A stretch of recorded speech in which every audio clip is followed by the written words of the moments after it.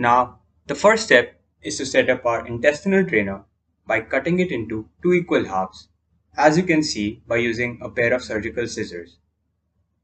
The cut ends need to be aligned opposite each other. For this, we will use thumb tacks or thumb pins provided in the kit to fix these two cut halves on the foam side of the intestinal holder. Make sure that the cut halves of the intestine are properly secured, or else it might be difficult to carry out with the procedure.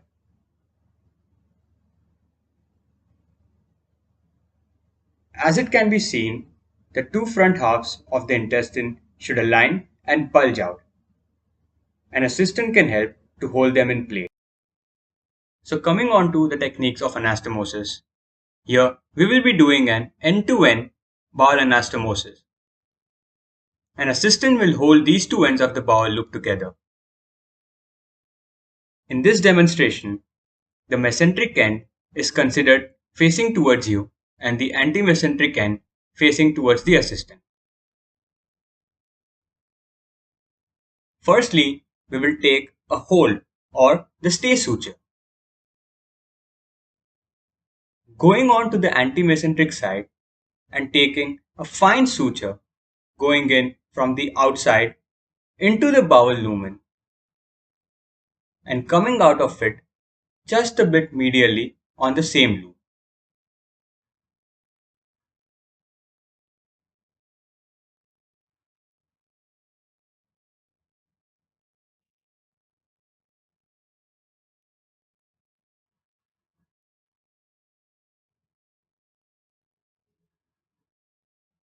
Again, the same thing will be done on the opposite loop, coming in from the outside and leaving inside out.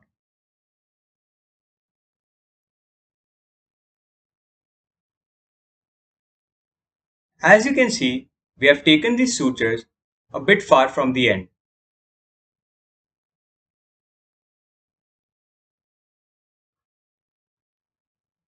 Now, we will approximate these two tissues and tie it off.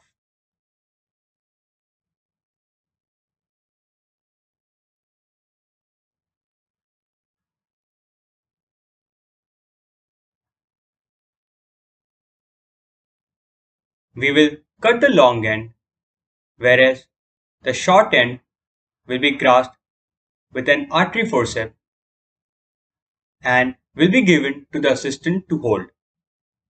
This procedure will align your two loops together. Now, we will repeat the procedure on the mesenteric border by taking a stay suture, just to align our two loops together. Again, the maneuver will be to go outside in, followed by inside out. While carrying out this stitch, we need to make sure that we do not damage the blood vessels. We will repeat the same maneuver on the other loop. We will be going outside in and leaving inside out of the same loop.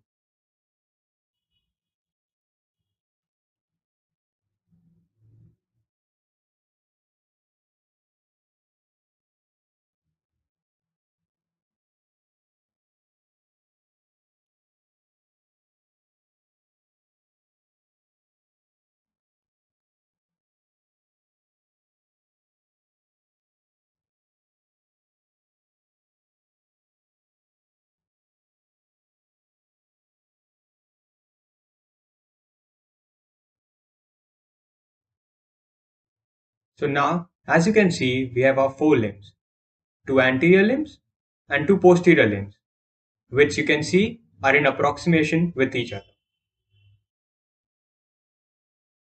We will start with the anastomosis from the posterior wall.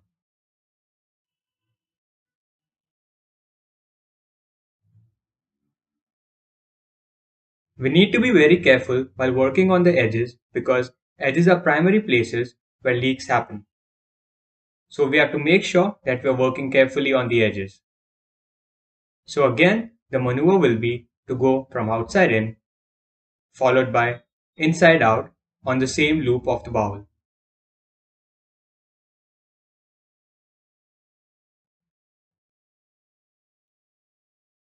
Again, outside in and leaving inside out.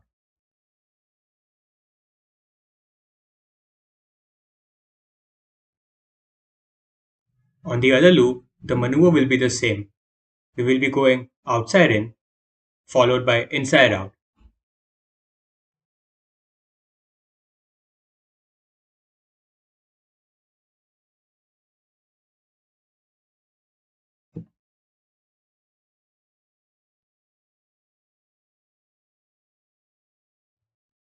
This step helps in securing the edges.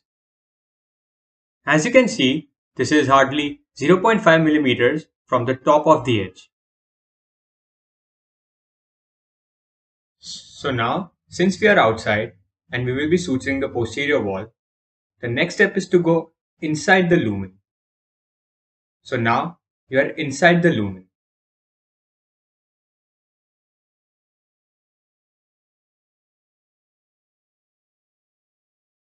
While suturing the posterior layer, we need to make sure that you are getting a good chunk of the seromuscular layer. While doing this, if the mucosa comes in between, you can pull the mucosa down with the tip of the suture needle and come out. You will repeat this procedure on the other side of the loop as well, keeping in mind to take full thickness bites of the tissue.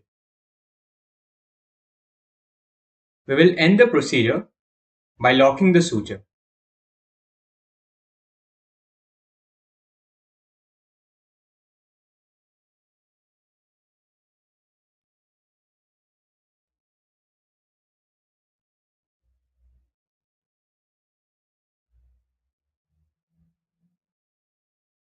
We will continue suturing the posterior wall by again taking a full thickness bite of the tissue.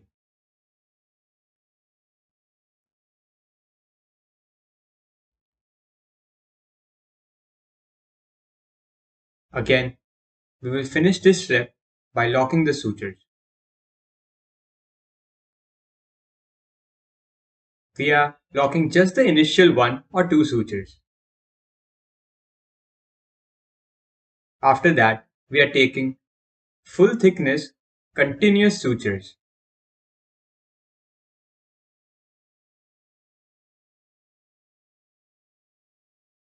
And we will be locking every third or fourth suture.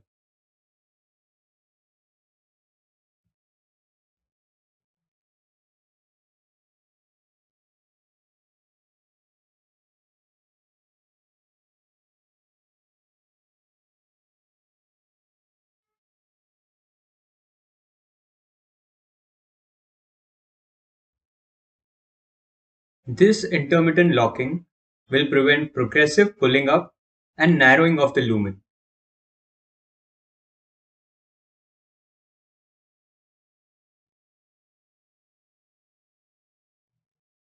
We can see how the two ends are approximating to each other.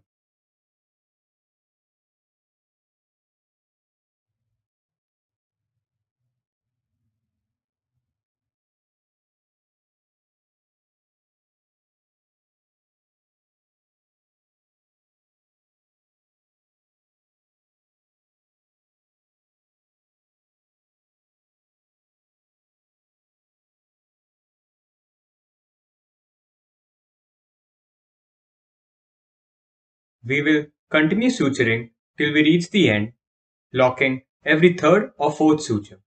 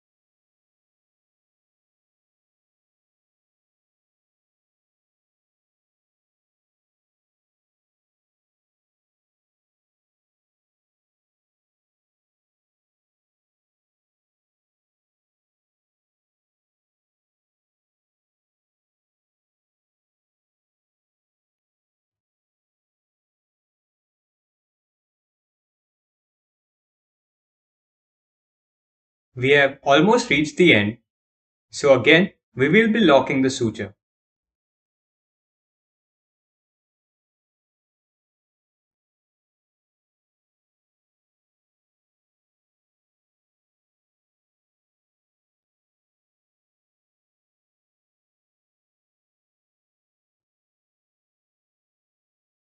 This is the posterior layer which has been repaired and in continuity with each other. It can also be seen that the backside has been opposed properly.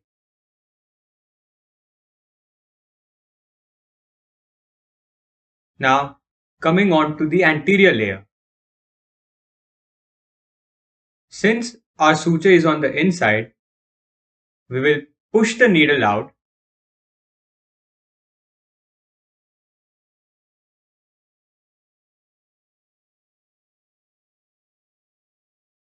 and again we will secure the angle first by using the same technique.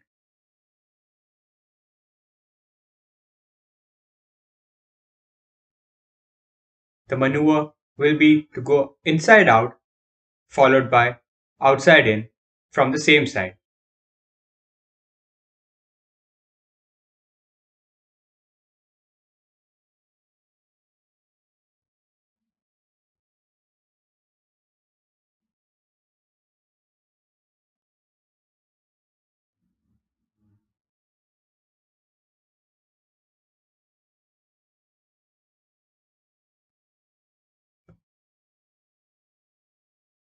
Again inside out followed by outside in from the same side.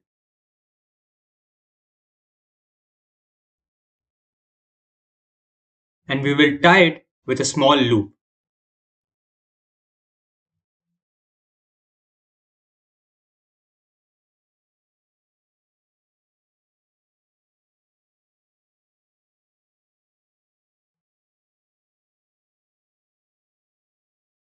Make sure you do not cut this loop and that you suture ahead in continuity.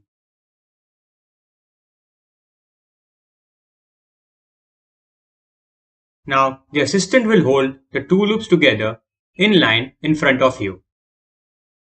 Here we will just be taking continuous interlocking sutures.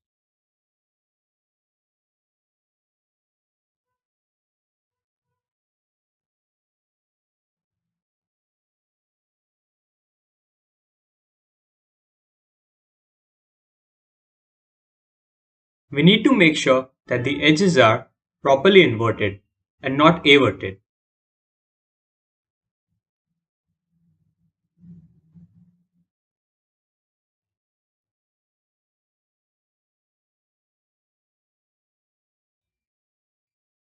We need to make sure that we are taking a big chunk of the seromuscular layer and less chunk of the mucosa.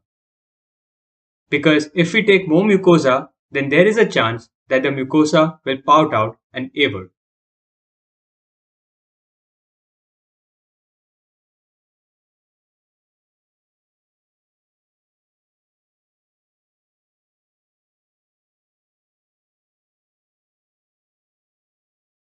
Now, we will start suturing the anterior layer. The procedure would be similar to the way we sutured the posterior layer.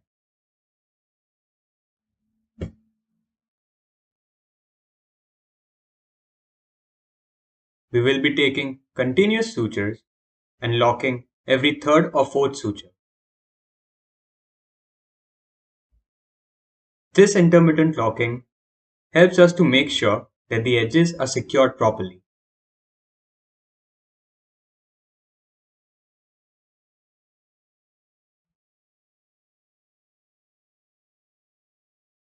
As we are suturing, we need to make sure that the edges are properly inverting and not averted.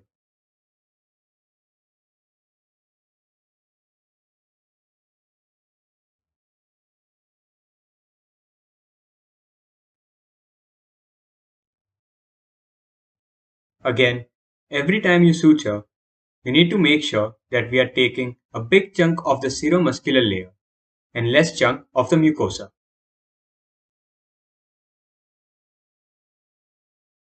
We need to avoid taking more mucosa while suturing because that increases the chance of the layer everting and the mucosa spouting out.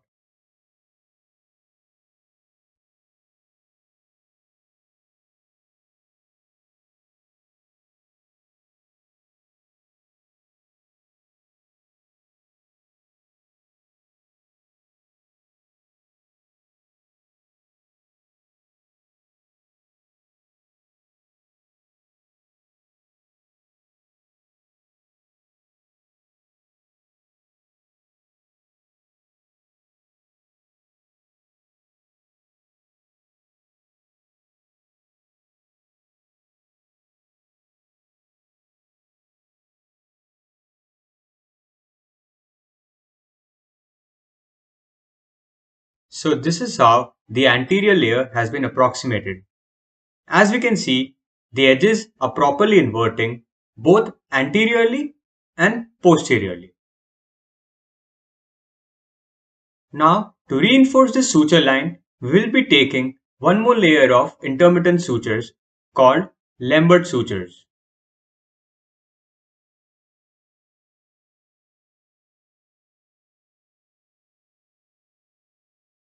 These sutures that we are taking are not full thickness, but rather seromuscular sutures which are taken from some distance from the primary suture line.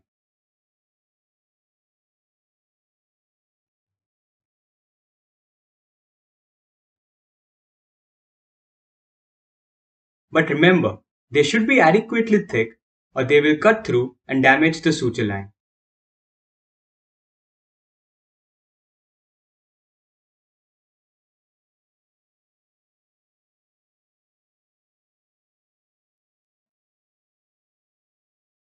So now, when we are approximating, these two ends should come together.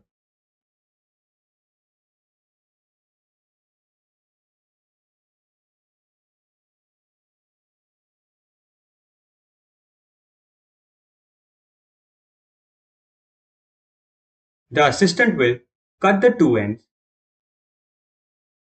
and what we get is a primary suture line which is getting buried.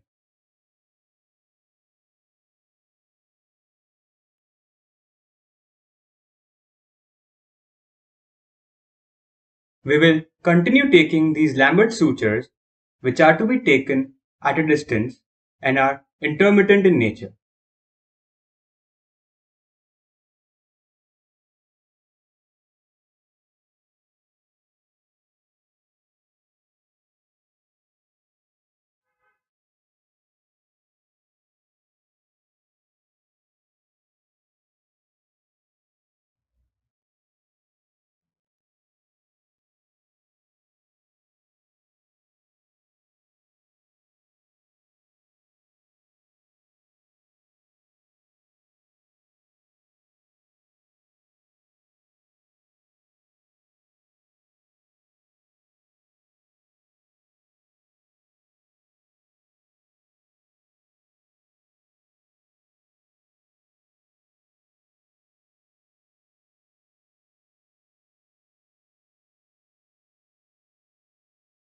As we can see, if it is not a proper bite, then we will have sutures cutting through the tissue. So you need to make sure that you're getting adequate chunk of the tissue while suturing.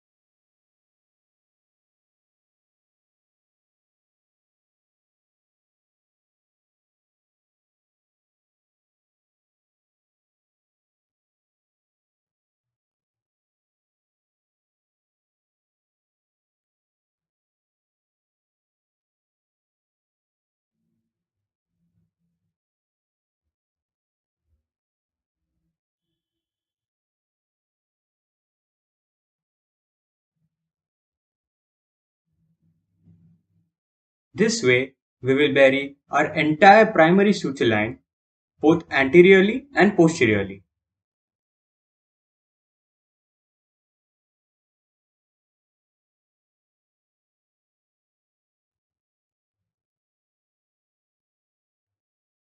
As mentioned, we will continue taking these sutures even on the posterior layer.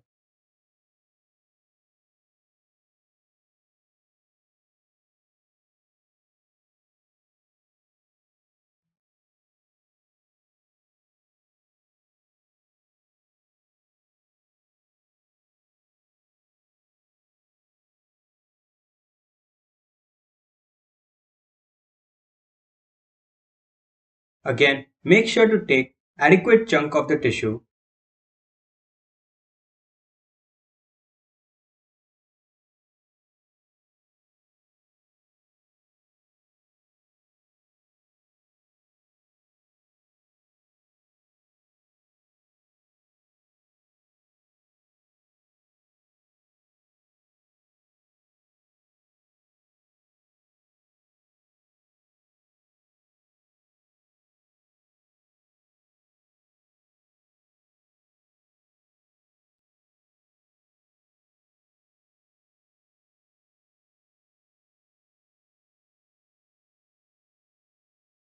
The assistance help over here is required and it's needed to hold the two loops together and bring the edges together. But be careful that we do not poke the assistant's hand.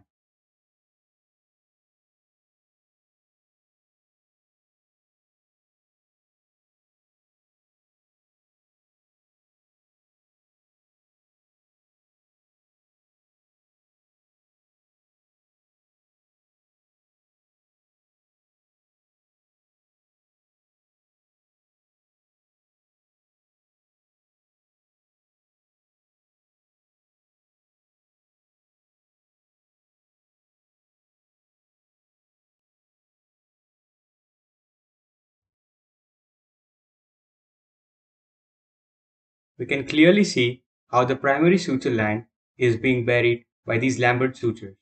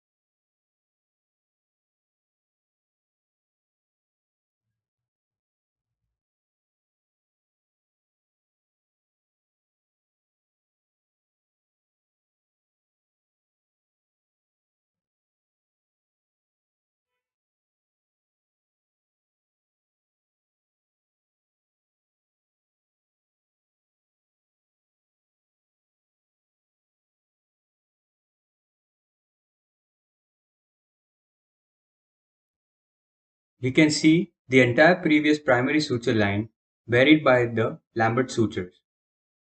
At the end of the procedure, we need to make sure we feel the continuity of the lumen. Also, make sure that we have not taken the posterior layer while suturing the anterior layer. Use your thumb and the index finger to palpate and feel that there is nothing coming in between the two fingers. After this, we will close the defect in the masonry.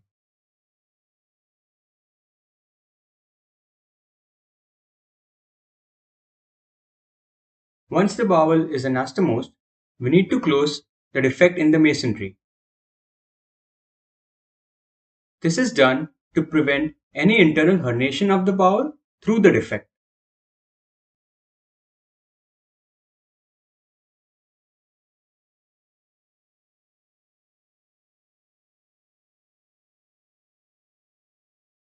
While doing an anastomosis, we need to make sure that we are achieving proper hemostasis, but at the same time, keeping in mind that we're not compromising the vascularity of the bowel. Because if we are compromising the vascularity, the anastomotic end will necrose and leak. But if you are not maintaining hemostasis, the patient will go on bleeding inside the lumen and will end up with hypotension because of the hemorrhagic shock.